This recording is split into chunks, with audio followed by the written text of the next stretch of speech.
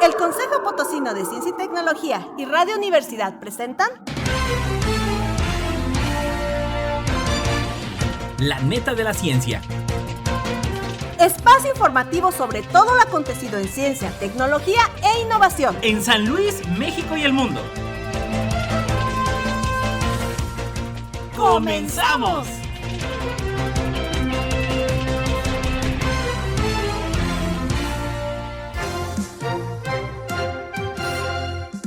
Hola, ¿qué tal? Muy buenos días. Bienvenidos a La Neta de la Ciencia. Amanda, muy buenos días. Hola, buenos días. Y bueno, pues saludamos a todos los que nos están escuchando desde Matehuala en el 91.9 de FM, aquí en San Luis Potosí, área metropolitana en el 88.5 de FM, 1190 AM. Y bueno, recuerden seguir la transmisión a través de Twitter, Instagram y YouTube en @coposit, en el Facebook en el Consejo Potosino de Ciencia y Tecnología. En la trivia de hoy, bueno, ¿usted sabe por qué estornudamos? Digo, obviamente es un acto reflejo que podríamos tener, pero bueno, ¿qué hay detrás de este reflejo precisamente del por qué estornudamos? Saludo a Lalo Carrillo en los controles y vámonos con los titulares de esta mañana. titulares. La medicina potosina en la colonia. El médico potosino que revolucionó la cardiología. Congreso aprobó reformas a la ley de aguas de San Luis Potosí. Instituto de Geología estrena laboratorio de exploración y mediciones. En las 5 netas estaremos hablando sobre los 5 hombres más inteligentes del mundo. Universidad Autónoma Metropolitana recomienda dormir bien para cuidar sistema inmunológico de ataques virales. La genética como herramienta para explicar la variabilidad humana. Las selvas mexicanas nos han enseñado mucho sobre la ecología de la restauración. Científicos de la UNAM estudiarán a la actividad sísmica de la brecha de Guerrero. Encuentran microplásticos en el torrente sanguíneo humano. Edulcorantes artificiales podrían estar asociados a un mayor riesgo de cáncer. Colapsa plataforma de hielo del tamaño de la ciudad de Nueva York en la Antártida Oriental. ¿Cómo llegó el maíz a la región maya? Un estudio nuevo dice que a través de la migración. Noticias locales. Y bueno, pues entrando en las netas locales, Amanda, vamos a hablar un poquito esta vez en las netas locales, pues un poquito de la historia de la ciencia en San Luis Potosí. Luego hay quien piensa que pues no ha habido mucho acervo histórico en cuanto a ciencia se refiere a desarrollo e investigación, y claro que no, y bueno, para ello un premio nacional de divulgación científica como lo es el doctor José Refugio Martínez, mejor conocido como en la comunidad académica como Flash, y bueno, que publica desde la orquesta. Nos habla que desde los albores de la fundación desde la ciudad de San Luis Potosí en 1592 se encuentran médicos ejerciendo su profesión. Entre esos primeros médicos aparece Diego Rodríguez ejerciendo desde el primer mes de la fundación de la ciudad, y Luis Tenorio, conocido como el barbero cirujano. Las profesiones de médicos y cirujanos estaban diferenciadas, y a finales del siglo XVI ejercían en San Luis los cirujanos Pablo Torresegura, Juan de Quijo, Bartolomé Rodríguez, Juan de Jaro y Alonso Mendoza. Un caso a resaltar es la figura de Alonso Mendoza, quien fue acusado de ejercer como médico siendo solamente autorizado para ejercer como cirujano. Sin embargo, Alonso Mendoza se defendía declarando que tenía autorización para ejercer como cirujano con títulos de Madrid y México. Lo anterior es un ejemplo de la diferenciación de profesiones referidas. Alonso Mendoza fue el primero en la Nueva España en mencionar el absceso hepático.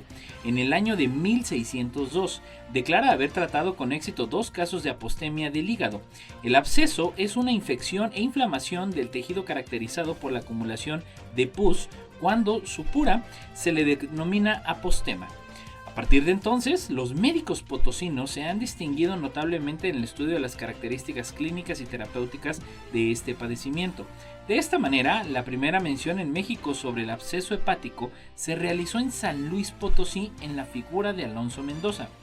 Casi 200 años después, en sus disertaciones, el maestro potosino don Joaquín Pío Eguía Muro señaló por primera vez en la historia de la medicina a nivel mundial la perforación al pericarpio de los abscesos del hígado, provocando pericarditis purulenta.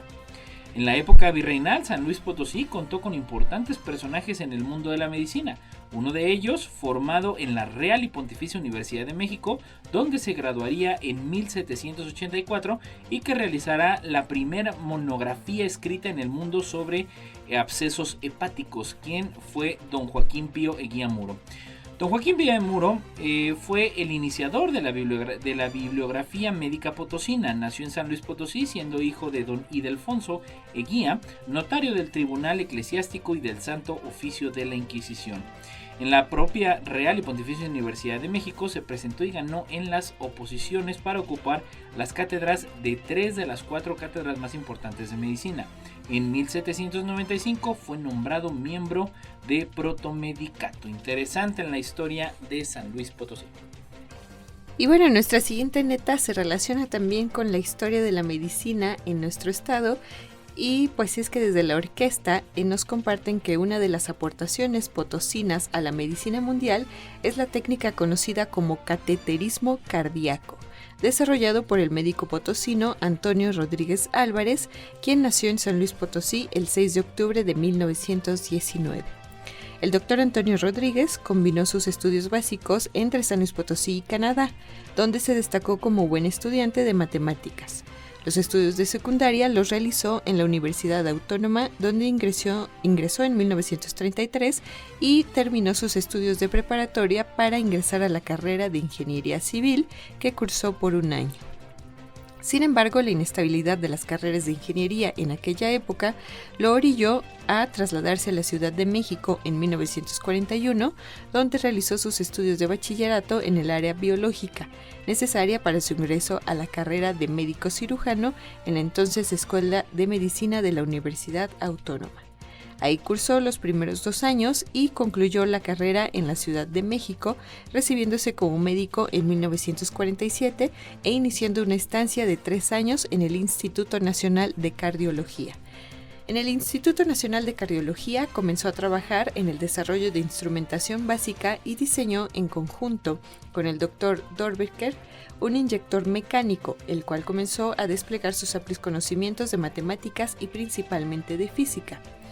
En 1954 fue contratado en los Estados Unidos por la Universidad de Fort Worth a través de la American Heart Association para organizar un laboratorio de hemodinámica y angiocardiografía.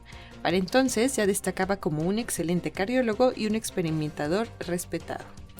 En su estancia en Estados Unidos, además del trabajo en cardiología que realizó, destaca el importante desarrollo del catéter para angiocardiografía selectiva, el cual fue llamado catéter de Rodríguez Álvarez y que evolucionó los estudios cardiológicos, pues este desarrollo le dio fama mundial. En 1959 regresó a San Luis Potosí y se incorporó como catedrático en la Escuela de Medicina de la Universidad Autónoma, donde impartió el curso de patología cardiovascular. Su formación científica y en especial su estancia en el Instituto Nacional de Cardiología le dio las bases para lograr sus desarrollos que de cierta forma eran continuación de los trabajos realizados en el Instituto Nacional de Cardiología, desde los primeros cateterismos diagnósticos con la angiocardiografía de Celis y la angiocardiografía de Chávez en 1946 y 1947, que llevaron al desarrollo del catéter Rodríguez Álvarez en 1957. Finalmente, tenía un sistema completo que incluía el inyector mecánico desarrollado años antes en el instituto, antes de su salida a Estados Unidos, y el catéter. El sistema ayuda a tener una visión de las arterias usando los rayos X y un medio de contraste que se inyecta en las arterias. Uno de los problemas que se presentaba es que los medios de contraste son muy viscosos y suelen presentar problemas al salir por los delgados tubos del catéter. Rodríguez, usando sus conocimientos de física y su ingenio, resolvió el problema añadiendo pequeños orificios en los lados del catéter cilíndrico, propiciando que a pesar de su viscosidad, el fluido usado como medio de contraste pudiera salir a lo largo del tubo de plástico que conforma el catéter y así pudiera entrar en las arterias exponiéndolas a través de la radiación X. Su invento continúa en uso y coloca a San Luis Potosí en el plano mundial de la medicina, sumándose al prestigio que han dado un buen número de médicos potosinos. El doctor Antonio Rodríguez Álvarez falleció el 9 de octubre del 2015. Interesante, Amanda, interesante. Y digo, pues más, ahora sí que en resumen, el cateterismo es potosino. Y bueno, qué honor para quienes han sido precursores pues de importantes avances. Y bueno, vamos a viajar ahora sí que ya en época actual. Y bueno, pues recientemente, esto desde la orquesta, el Congreso aprobó reformas a la Ley de Aguas de San Luis Potosí, que obviamente pues el tema del agua y más ahorita, como bien sabe usted, aquí en la región norte del país, pues también ha sido un tema de la agenda pública. Y en este sentido, para establecer que la Comisión Estatal del Agua tenga entre sus facultades elaborar protocolos generales para la aplicación en contingencias en la prestación del servicio de agua potable, el Pleno del Congreso del Estado aprobó el decreto que reforma el artículo 8º y adiciona al mismo artículo de la Ley de Aguas para el Estado de San Luis Potosí. De este modo, dichas acciones traerán beneficios como la formalización y la certidumbre en los deberes y las acciones de las autoridades y organismos prestadores del servicio frente a una contingencia, reflejándose en mayor eficacia en su actuar y una mejor respuesta a las demandas ciudadanas. La legislación debe establecer prevenciones frente a contingencias como una forma en la que la normativa define las bases para el acceso al agua, ya que en situaciones como la referida, la consecuencia inmediata es la privación al servicio. La Comisión Estatal del Agua desarrolla protocolos generales para aplicación en contingencias en la prestación del servicio, para su implementación por parte de los organismos operadores de agua potable en el estado y las direcciones de los municipios que presten los mismos servicios. Por último, medidas similares en materia de agua se encuentran contempladas dentro de la Ley de Aguas Nacionales en los casos específicos de emergencia hidrológica o ambiental. Y bueno, pues yo les recuerdo también que también como ciudadanos debemos de ser responsables en el buen uso, en el manejo y almacenamiento del agua. Es cuanto a este tema de la aprobación del Congreso del Estado. Y pues bueno, en otra neta local, Código San Luis nos comparte una noticia que pues se relaciona con el fortalecimiento de la infraestructura y de las capacidades científicas de las instituciones de nuestro estado.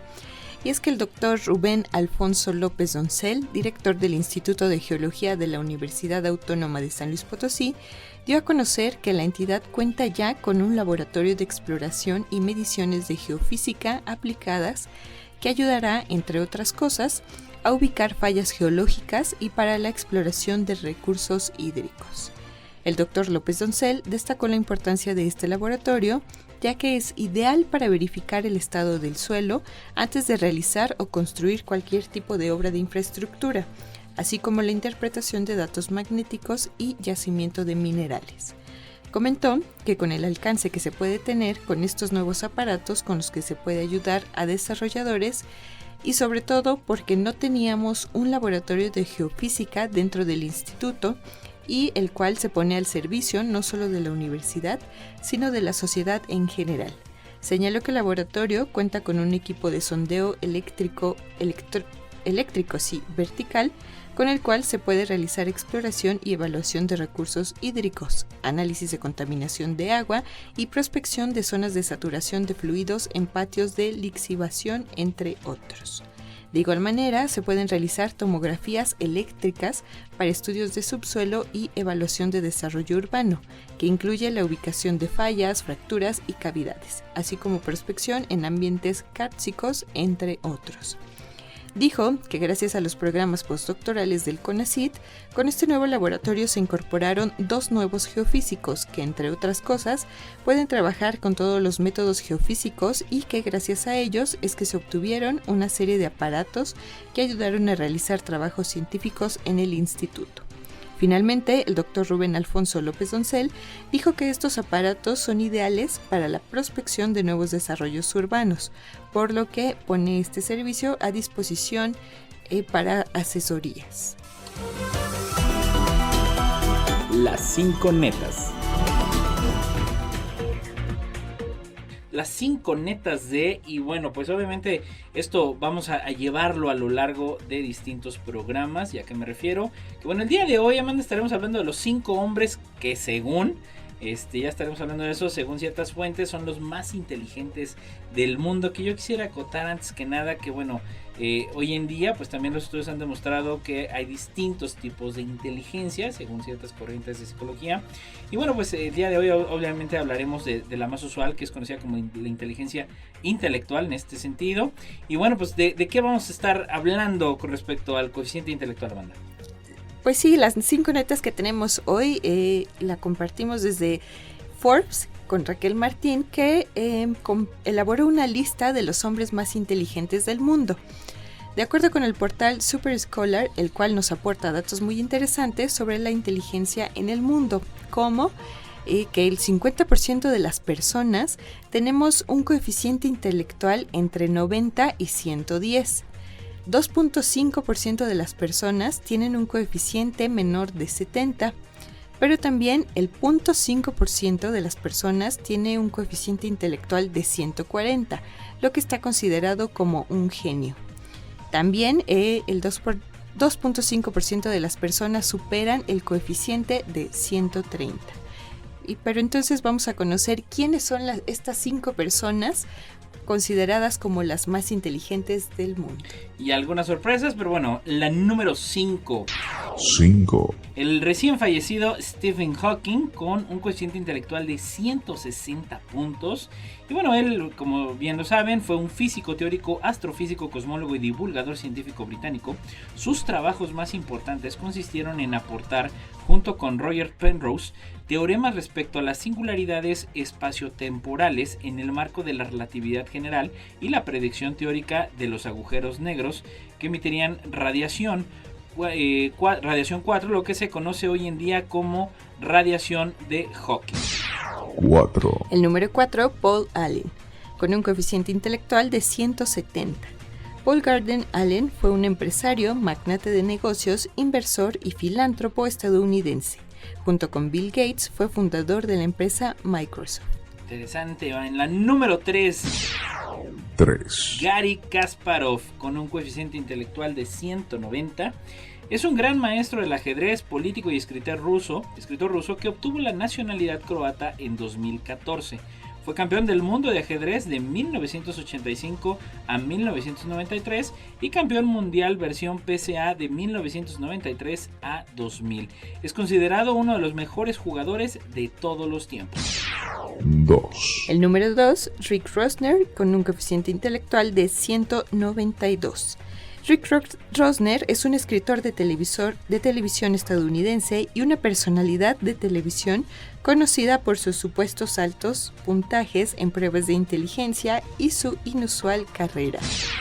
1. Interesante. Y bueno, la número 1, ahí le va, Kim Un-jong, con un coeficiente intelectual, y este chavo sí se voló la barda, de 210 puntos. Es un hombre coreano que se hizo famoso como niño prodigio. Al poco tiempo de nacer, Kim empezó a mostrar extraordinarias habilidades intelectuales. Empezó a hablar a los 6 meses, pudiendo conversar con fluidez. Fue capaz de leer japonés, coreano, alemán e inglés a los 3 años.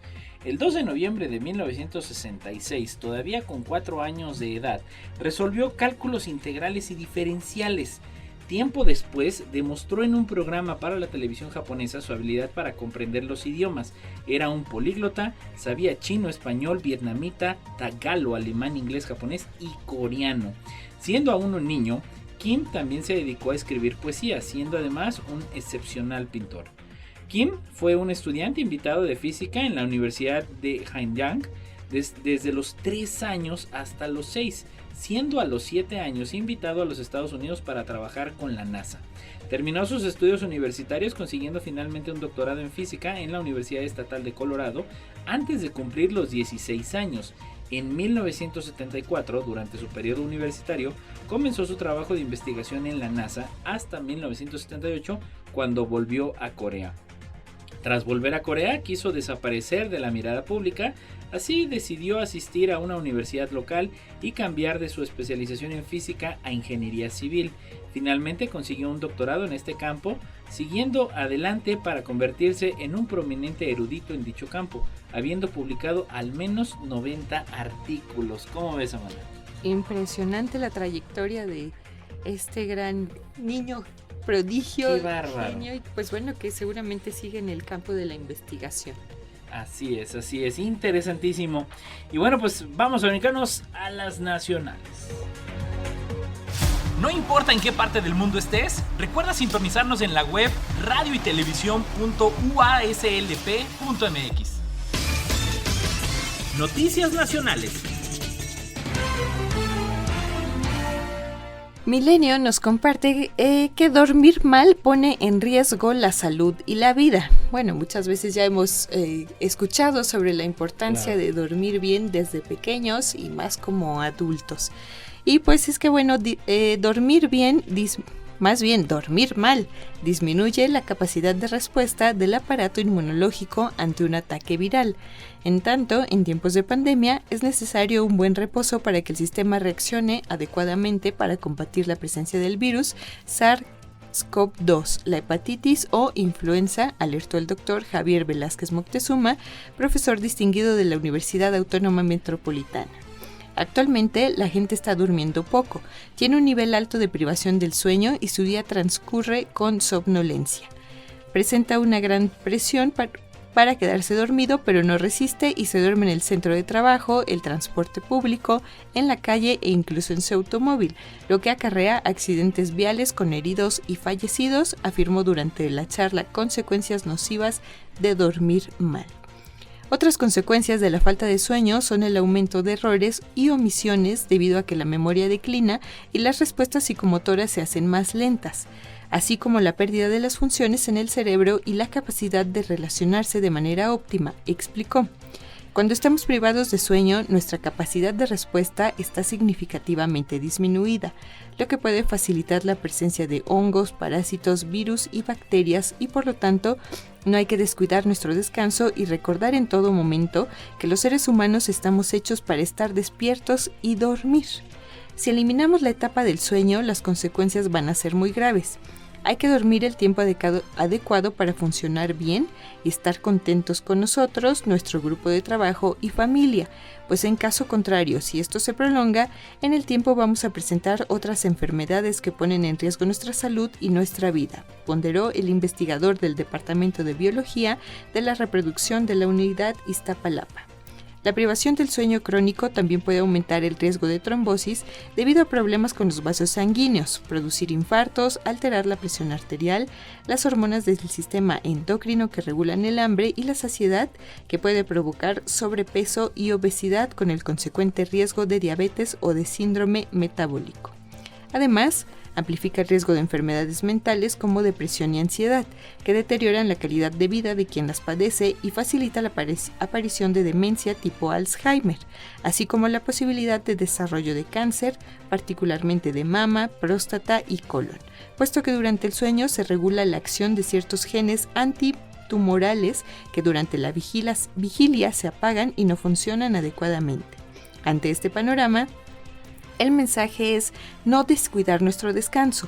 No podemos obviarlo, pues eliminamos la etapa del sueño porque nos parece que es una pérdida de tiempo, las consecuencias van a ser muy graves para nuestras vidas. Así lo recomendó el investigador. Interesante, así que ya lo sabe, aparte de que si va a agarrar la fiesta, pues bueno, a mí lo que más me impactó de lo que está hablando esta investigación es que pudiera ser detonante de cuestiones, por ejemplo, del Alzheimer, ¿no? Es decir, que al tiempo a determinada edad, los jóvenes, dices, no, pues no pasa nada, ¿no? Y traes toda la energía, pero pues también estamos viendo un incremento durante los últimos 10 años verdaderamente abismal en términos de enfermedades crónico-degenerativas. Y bueno, pues esto es un llamado a la atención, pues señora, mande a dormir temprano a los niños y también usted no se quede tan tarde. Luego las noticias pues no dan mucho, más que lo que sí da valor es la neta de la ciencia.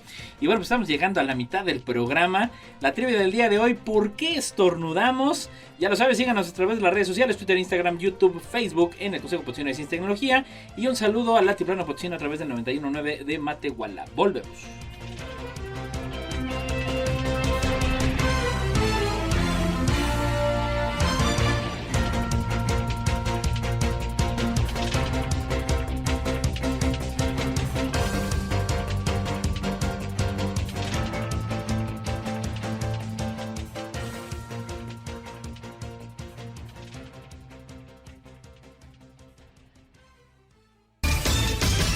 Noticias nacionales.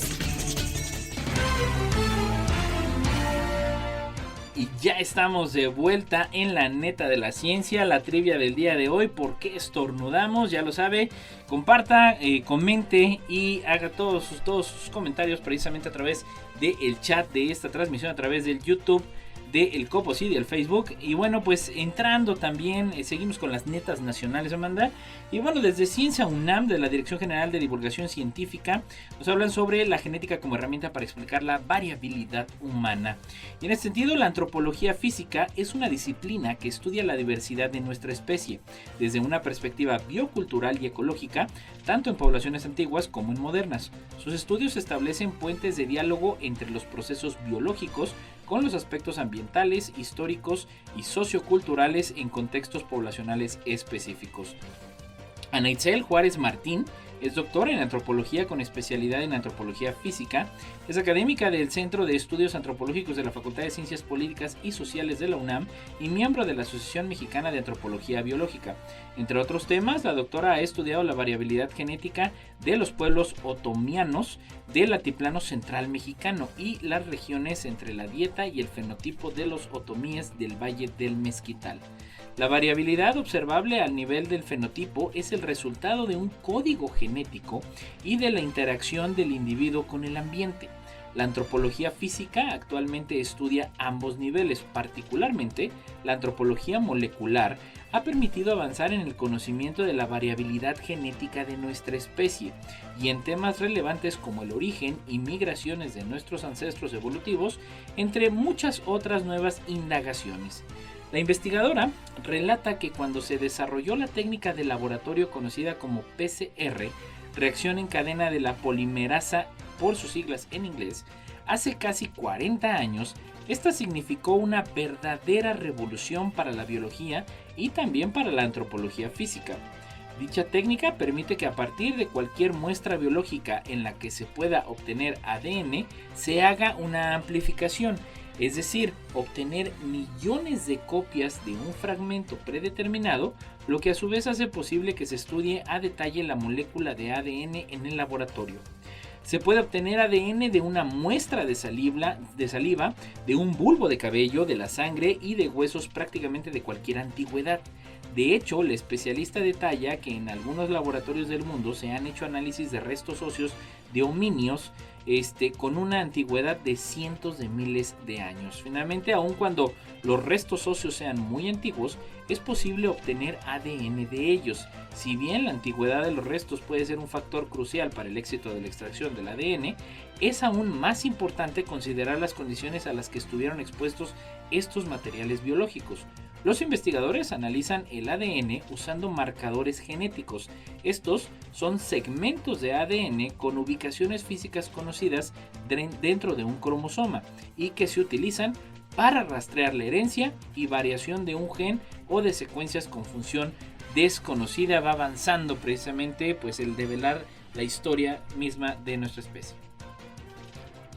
Y bueno, Crónica nos comparte otra neta sobre las selvas mexicanas, y es que recuperar un ecosistema alterado es un proceso complejo y de resultados inciertos, pero comienzan a documentarse casos exitosos en diferentes áreas naturales del planeta, como praderas, bosques y selvas. En México, desde hace más de 15 años, investigadores en ecología de la restauración realizan experimentos en la selva húmeda de los Tuxtlas, Veracruz y la selva estacional de la Sierra de Huautla, Morelos. Sus resultados han documentado que en algunas parcelas el regreso de especies vegetales y animales que requiere la selva para funcionar. La doctora Cristina Martínez Garza, experta en estrategias de restauración y académica del Centro de Investigación en Biodiversidad y Conservación de la Universidad Autónoma del Estado de Morelos, explicó a los lectores de Crónica que en las selvas de los Tuxtlas y en la Sierra Huautla se han generado datos importantes sobre cómo y por qué las interacciones entre plantas y animales son fundamentales para recuperar áreas dañadas por fenómenos naturales o por actividades humanas.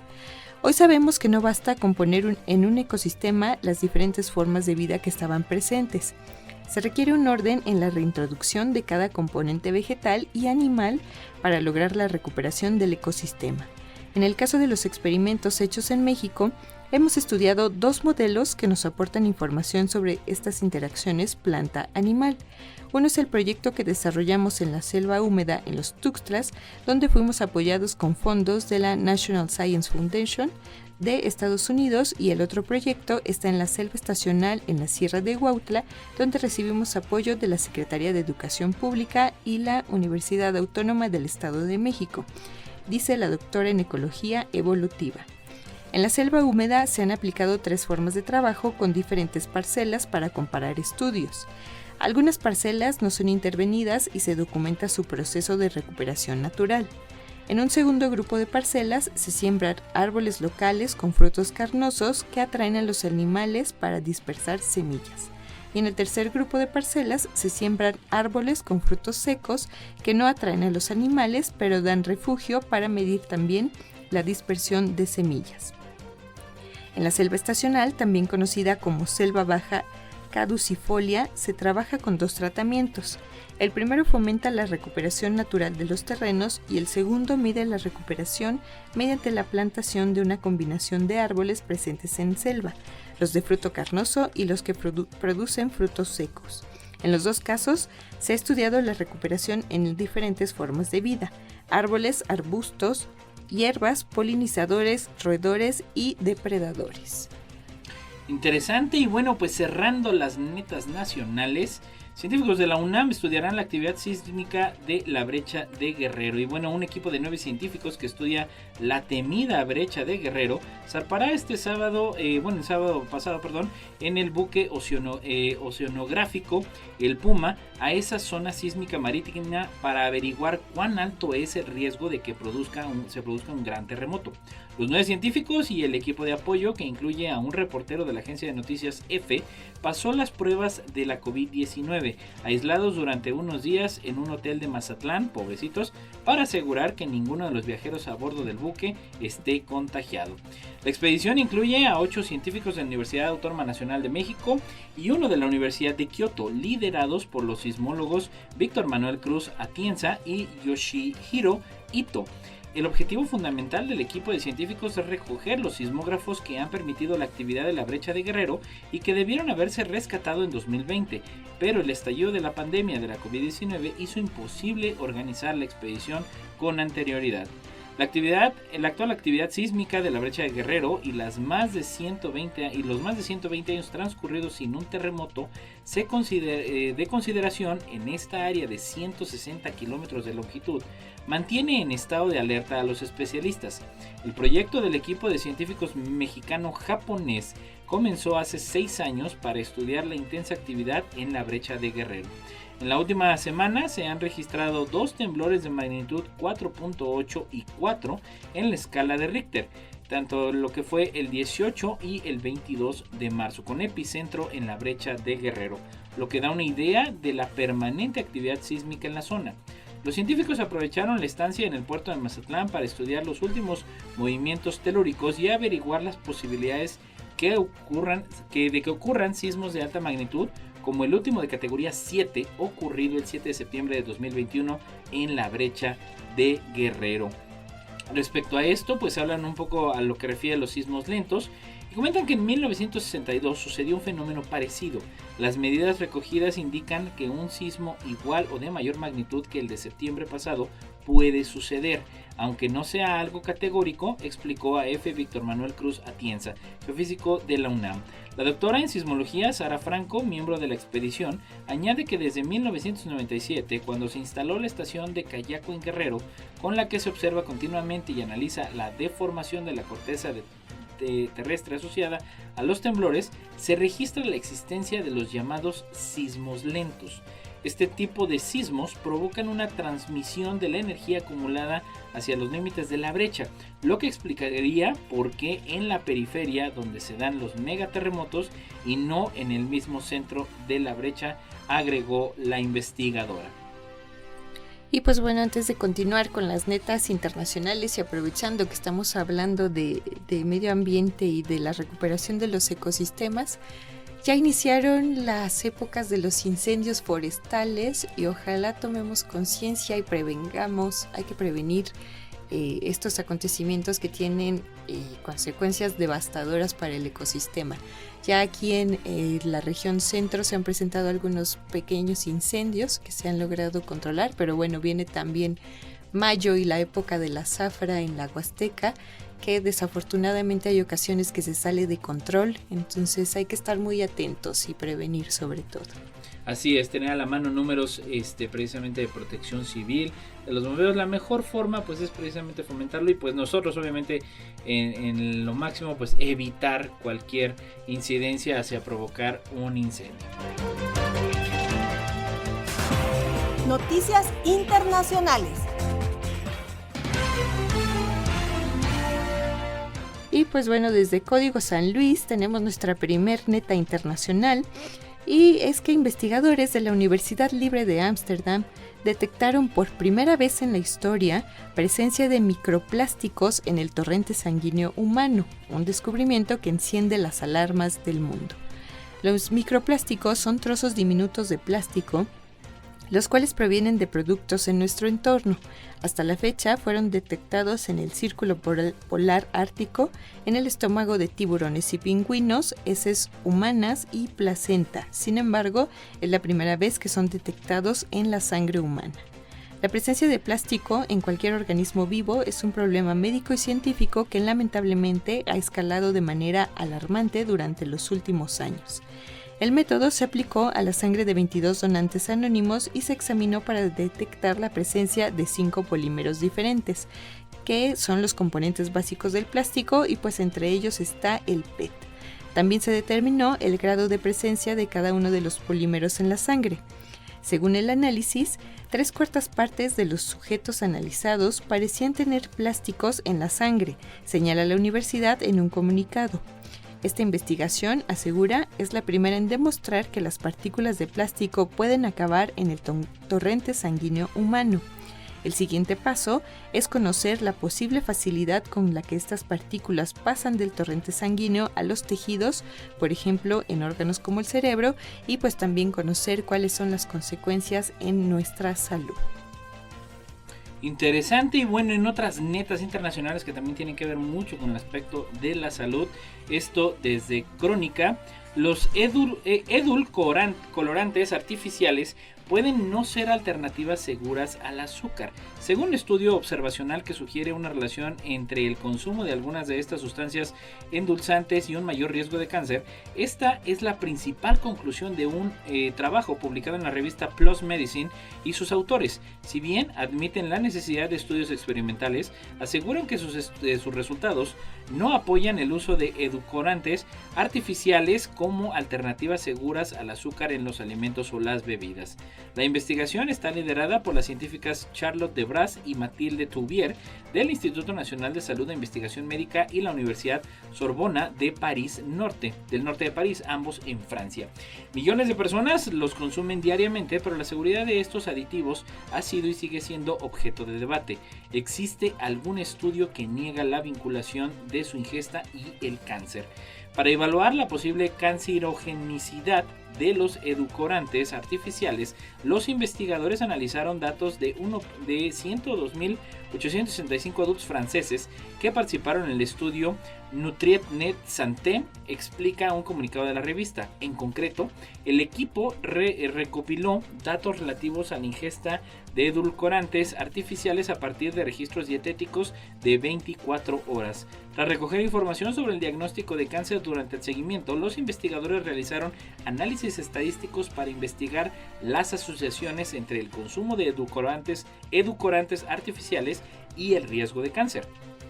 También se ajustaron a una serie de variables como la edad, el sexo, la educación, la actividad física, el tabaquismo, el índice de masa corporal, la altura, el aumento de peso durante el seguimiento, la diabetes y los antecedentes familiares de cáncer. Los investigadores descubrieron que los inscritos en el estudio que consumían mayores cantidades de edulcorantes artificiales, en particular aspartamo y acefulfano K, presentaban un mayor riesgo de cáncer general en comparación con los no consumidores. Se observaron riesgos más altos para el cáncer de mama y los cánceres relacionados con la obesidad. Nuestros resultados no apoyan el uso de edulcorantes artificiales como alternativas seguras al azúcar en los alimentos o las bebidas y proporcionan información importante y novedosa para abordar las controversias sobre sus posibles efectos adversos para la salud, señalan las autoras. Y pues bueno, Milenio nos comparte también que científicos informaron que una plataforma de hielo del tamaño de la ciudad de Nueva York se desplomó en la Antártida Oriental, un área que durante mucho tiempo se pensó que era estable y no se vio afectada por el cambio climático. El colapso, capturado por imágenes satelitales, marcó la primera vez en la historia de la humanidad que la gélida región tuvo un colapso de la plataforma de hielo. Sucedió al comienzo de un extraño periodo cálido de la semana pasada, cuando las temperaturas se dispararon más de 70 grados, 40 grados Celsius, más cálidas de lo normal en algunos lugares de la Antártida Oriental. Las fotos satelitales muestran que el área se había estado reduciendo rápidamente en los últimos años y ahora los científicos se preguntan si han estado sobreestimando la estabilidad y la resistencia de la Antártida Oriental al calentamiento global, que ha estado derritiendo el hielo rápidamente en el lado occidental más pequeño y la península vulnerable. La plataforma de hielo, de aproximadamente 460 millas cuadradas de ancho, que son más o menos 1.200 kilómetros cuadrados, se mantiene en los glaciares Conger y Glenser desde el agua más cálida. Colapsó entre el 14 y el 16 de marzo, dijo la científica de hielo Catherine Walker del Instituto Oceanográfico Woods Hole. Dijo que los científicos nunca han visto que esto suceda en esta parte del continente, lo que lo hace preocupante. La plataforma de hielo presumiblemente había estado allí durante miles de años y nunca volverá a estar allí, dijo el científico de hielo de la Universidad de Minnesota, Peter Neff. El problema no es la cantidad de hielo perdido en este colapso, dijeron Neff y Walker. Eso es insignificante, se trata más de dónde sucedió. Neff dijo que lo que preocupa que las suposiciones anteriores sobre la estabilidad de la Antártida Oriental puedan no ser correctas. Y eso es importante porque si el agua congelada en la Antártida Oriental se derritiera, y ese es un proceso de milenios, sino más, elevaría los mares de todo el mundo a más de 160 pies. Es más de 5 veces el hielo en la capa de hielo más vulnerable de la Antártida Occidental, donde los científicos han concentrado gran parte de su investigación. Helen Amanda Fricker, codirectora del Centro Polar Scripps de la Universidad de California en San Diego, dijo que los investigadores tienen que pasar más tiempo mirando esa parte del continente. La Antártida Oriental está empezando a cambiar. Hay una pérdida masiva que comienza a suceder lamentablemente, dijo Fricker. Interesante. Y bueno, para cerrar las netas internacionales, muy interesante también, porque luego ya ven que hay muchos enigmas en torno a los mayas y cantidad de cosas que, bueno, no crean en cuestiones en pseudocientíficas, básese siempre en las fuentes fidedignas. Y bueno, desde el escritorio de Sabrina Imbler de The New York Times, se pregunta cómo llegó el maíz a la región maya, y se habla que los trópicos son un paraíso para todos, menos para un esqueleto. La humedad mantiene el verdor de las selvas tropicales, pero no ayuda a conservar los cuerpos, lo que provoca una escasez de restos óseos antiguos en regiones neotropicales como Centroamérica.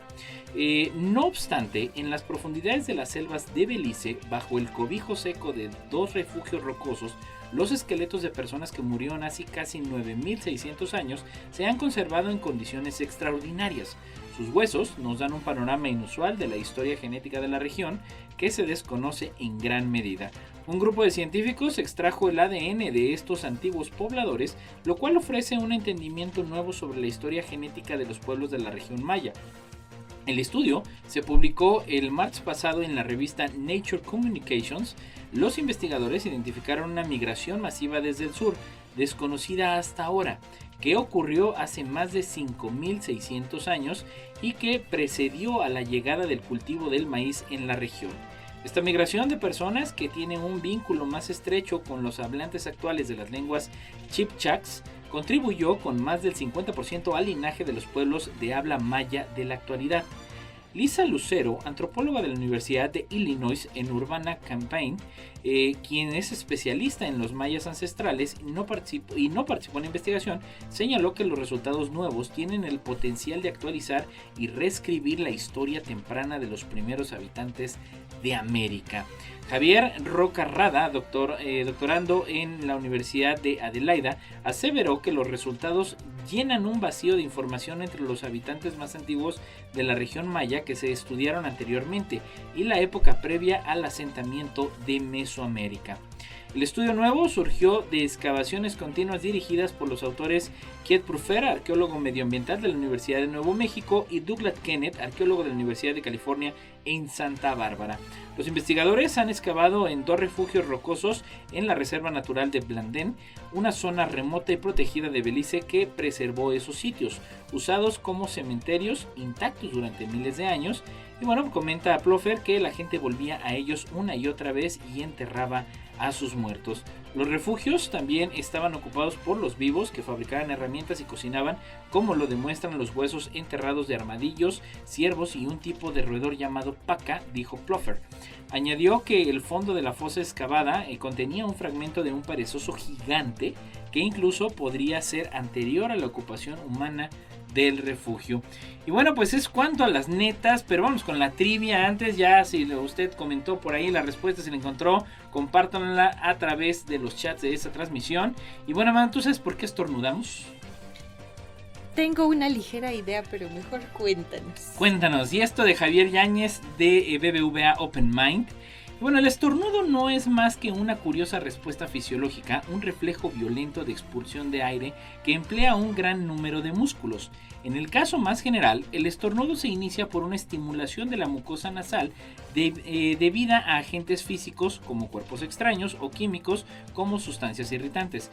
Este mensaje de irritación, iniciado por la liberación de histamina, es recogido por las terminaciones del nervio trigemio y transmitido al bulbo raquídeo, el centro de control del estornudo, situado entre el cerebro y la médula espinal. Desde el bulbo raquídeo se envía la orden de estornudar a distintos sistemas de la cara, la garganta y el pecho. En este sentido, nuestros ojos se cierran, inspiramos profundamente, la glotis se cierra, la presión en los pulmones aumenta y por último se abre la glotis y se produce esta impetuosa explosión de aire. Se encuentra salida por la nariz y la boca, arrastrando, dice la teoría, de la causa original que ha motivado el estornudo. El resultado final es la nube de miles de diminutas gotitas cuya expulsión solo dura 150 milisegundos y cuya fracción más gruesa cae a un par de metros de distancia, pero cuyas partículas más pequeñas pueden viajar hasta 8 metros, por eso nos dijeron en la pandemia, atravesando toda una habitación. Dado que un estornudo puede contener microbios patógenos, se recomienda contenerlo con un pañuelo o con el antebrazo, no con la mano, para evitar dispersión de infecciones. Tal es la fuerza del estornudo que existen casos descritos de daños en el organismo, llegando al desgarro de la arteria aorta, e incluso una paciente expulsó un implante dental por la nariz. Por el contrario, no existe registro verídico de que nadie haya expulsado los globos oculares de sus órbitas por estornudar con los ojos abiertos, según reza un mito popular. Es cierto que al estornudar cerramos los ojos de forma automática, pero se debe a la comunicación cruzada entre los nervios que controlan el parpadeo y los implicados en el estornudo. ¿Cómo ves, Amanda? Qué interesante. Absolutamente. Las maravillas del cuerpo humano. Las maravillas que 8 metros, échale. Y luego hay gente bien escandalosa, ¿no? Para estornudar. Y hay gente también que estornuda muy chistoso. O sea que ¡achú! Y dices, saca de volteas y es un fisiconstructivista, ¿no? Entonces, no sabes ni qué te encuentras. Fíjate que al parecer el sonido más bien cuando estornudamos, hasta eso lo aprendemos. Sí, absolutamente. Luego por emulación, ¿no? Con Sí. los padres, abuelos, Así etcétera. es. Y bueno, eso es todo por el día de hoy. Ya lo sabe la neta de la ciencia a través del 88.5 de FM, 1190 de AM, 91.9 de FM en Matehuala y a través de las redes sociales del Coposit. Amanda, muchísimas gracias por un jueves más. Hasta la próxima. Gracias a Lalo Carrillo. Nos escuchamos la próxima semana.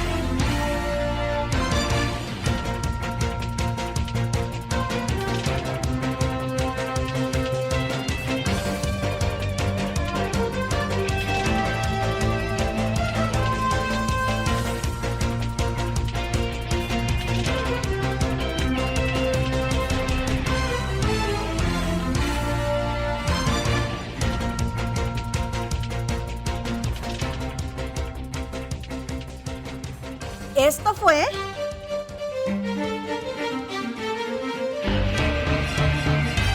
La neta de la ciencia. Noticiero de Ciencia, Tecnología e Innovación. Presentado por el Consejo Potosino de Ciencia y Tecnología y Radio Universidad.